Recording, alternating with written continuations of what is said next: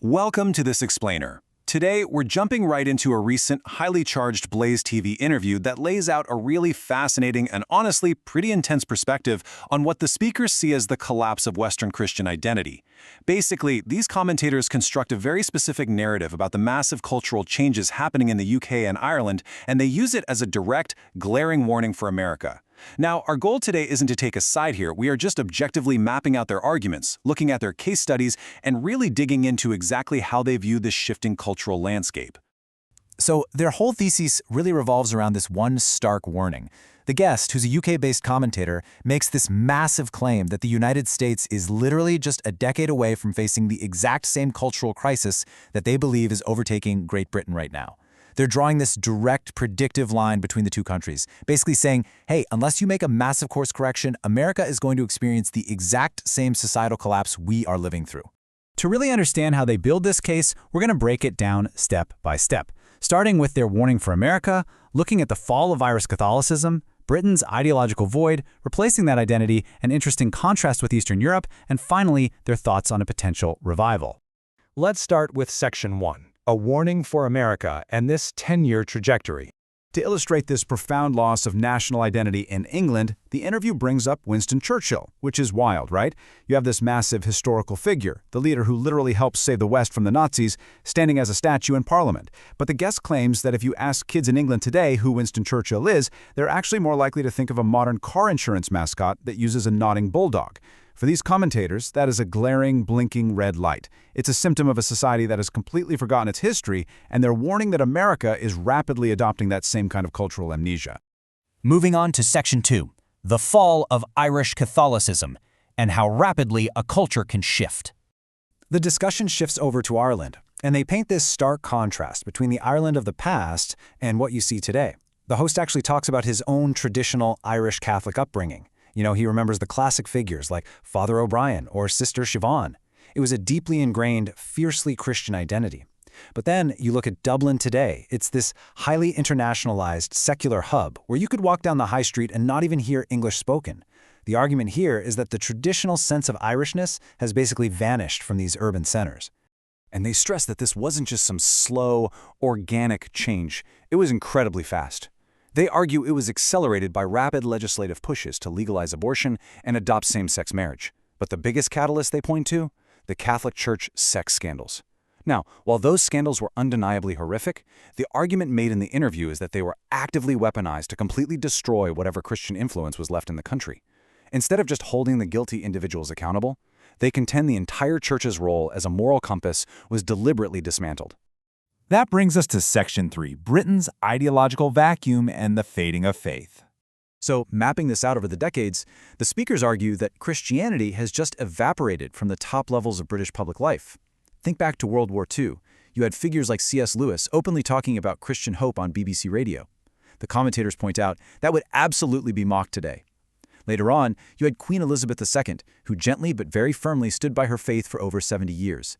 But cut to today, with King Charles and the modern political class, you just don't hear leaders speaking about biblical faith anymore. In fact, they claim politicians are terrified of being mocked by the media if they even mention going to church on Sunday. But what about the church itself? Well, the interview introduces this really fascinating term, the dogma of doubt.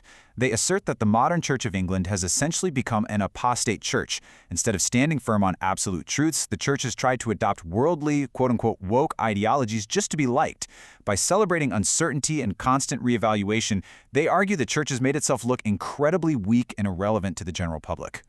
And the host brings up a really striking visual irony to drive this home. He points out that the actual physical building of the British Parliament is completely covered in imagery of God and Moses. It is literally steeped in 1,500 years of Christian history, yet the politicians occupying that very building act like absolute atheists and never discuss faith publicly. It's like the architecture remembers a foundation that the current leaders have totally abandoned. Next up, Section 4, replacing the cultural identity, or what they call the vacuum theory. Here is the absolute core of their argument. A society cannot simply believe in nothing. It's just not possible. When you systematically remove Christianity, you lose the very foundation of English identity. People don't even know what makes them English anymore.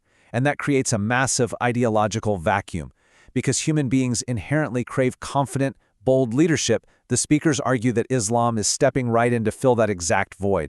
Paraphrasing the philosopher Nietzsche, the guest drops this incredibly intense line: "Kill the god and be very careful, because another god's going to appear, and you will follow it." The ultimate takeaway from their analysis is that cultural vacuums never ever stay empty. If you rip out a nation's founding religious identity, another dominant ideology is absolutely going to rush in and take its place. Which leads us to Section 5, the Eastern European contrast and the memory of tyranny. The speakers draw this massive line in the sand between Western and Eastern Europe. They argue that the West, meaning the UK and potentially the US, got too comfortable. They forgot the hard lessons of the world wars, became spiritually weak, and lost belief in their own identity. But Eastern Europe, they distinctly remember the brutal tyranny of communism. Because of that hard history, they've fiercely guarded their heritage and have actively pushed back against outside ideologies. They specifically call out Hungary, Czechoslovakia, and Bulgaria. The guest points out that Bulgaria, for instance, remembers 500 years of living under the Ottoman Empire. Because these nations have this deep, historical memory of oppression, the theory is that they are wide awake to the dangers of losing their heritage. They see what's happening in the West, and they are actively resisting it. And finally, Section 6, the potential for a revival and a surprising demographic twist. Despite all these dire warnings, they actually end on a rather unexpected silver lining for the UK. They point out this profound historical irony. The very immigration that is radically transforming the country's demographics is also bringing devout, passionate Christians into the nation. Basically, the UK is reaping the benefits of the missionary work it sent out centuries ago. Immigrants from places like Africa and Asia are moving to Britain and bringing a vibrant faith right back to the nation that originally exported it. So, the speaker suggests that these immigrants are essentially the new defenders of the Western faith. The guest mentions his own majority black church, pointing out that many Nigerian members have experienced violent religious persecution firsthand. They deeply understand the realities of things like Sharia law because they've lived it. Because they know exactly what's at stake, these immigrant communities might be the very spark that wakes up the indigenous Brits and ignites a spiritual revival. So we've walked through their really intense arguments today, from historical amnesia and ideological vacuums to a surprising demographic revival.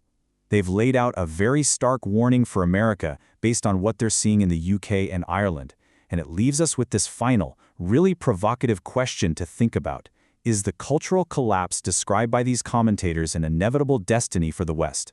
Or will unexpected demographic shifts rewrite the entire future of national identity? Thank you so much for joining me on this explainer, and as always, keep questioning the structures of the world around you.